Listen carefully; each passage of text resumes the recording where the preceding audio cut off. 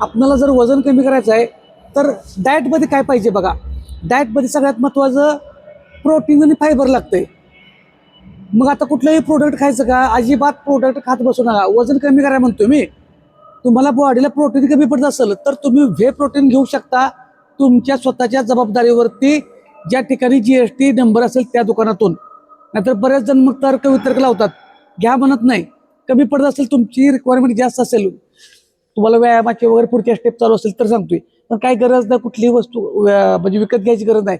तुम्ही भाकरी, चपाती, भात हे खाऊन वजन कमी करू शकता. ते कसं काय? तर भाकरी बरोबर, चपाती भाताबरोबर प्रोटीनची भाजी पाहिजे. अंडी, चिकन, मासं हे खात असेल तर ते खायचं. पण ह्याच्यामध्ये पण रस्सा नको आहे. आपण 2 पीस घेतोय, रस्सा मात्र 2-3 वाट्या घेतोय. त्या रस्स्यामध्ये कॅलरीज वाढतात, फॅट वाढते, कार्बोहायड्रेट्स वाढतात. आपल्याला चिकनमध्ये प्रोटीन आहे, अंड्यामध्ये प्रोटीन आहे, माशामध्ये प्रोटीन आहे. पण उलटं करतोय आपण, त्याचा मसाला आणि रस्सा भरपूर खातोय. तर तसं नाही करायचं. त्याच्याबरोबर परत सॅलड खायचं आहे. सॅलडमध्ये काकडी, टोमॅटो, बीट, कोबी, कच्चं जे काय मिळतं आपला ग्रीन सॅलड. आता हे खात नसाल तर शाकाहारी लोकांनी काय खायचं? सर्व प्रकारची कडधान्य, सर्व प्रकारच्या डाळी, मूग, मटकी, चवळी, मसूर, राजमा जे काय असेल ते सर्व प्रकारच्या डाळी. ह्याच्यासोबत परत तुम्हाला सॅलड पाहिजेच. मग जेवणाचं ताट चौरस पाहिजे. काय म्हणतोय बघा, जेवणाचं ताट आपलं चौरस पाहिजे. किमान 4 वेळा खावा, पोट भरून जेवा म्हणत नाही.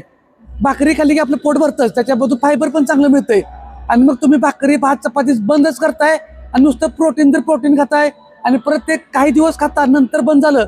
घरातलं थोडं जर काय खाल्लं किंवा बाहेरचं काय जरा खाल्लं तर लगेच जेवढं वजन कमी झालंय ते वाढतं. म्हणून लाईफस्टाईल बदला. डायरेक्ट जेवण बंद करू नका. उपाशी राहिलं तरी पण वजन वाढतं. 4 वेळा प्रत्येकी कमीत कमी 15 ते 20 ग्रॅम एका जेवणामध्ये प्रोटीन येईल, ह्याचा बॅलन्स ठेवा. शाकाहारी लोकांनी अजून सुद्धा ताक, दूध, दही हे पण घेऊ शकतोय. त्याच्यामध्ये फक्त साखर घालायची नाही. आणि पाळायचं काय पथ्य? तर बेकरी प्रोडक्ट थांबवायचं आहे. साखर, मैदा याचे पदार्थ नको. साखरचा चहा पिताय ना, पण प्रमाणात, कमीत कमी प्रमाणात साखरेचा वापर करा आणि प्या. एकदम सगळं बंद करायची काय गरज नाही. सगळं खावा पण प्रमाणात खावा. आणि हालचाली मात्र करायला थांबू नका. कॅलरीज बरं झाल्या पाहिजेत.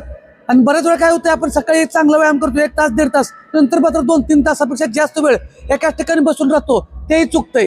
दर 1 तासानंतर लहान लहान हालचाली करा. जसं की 30 सेकंद, 40 सेकंद, 50 सेकंद, 1 मिनिट 1 तासानंतर. ह्याचा इफेक्ट जबरदस्त आहे. तुम्ही करून तर बघा, नुकसान काही होणार नाही.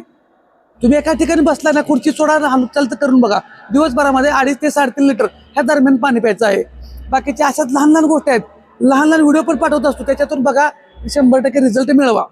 धन्यवाद.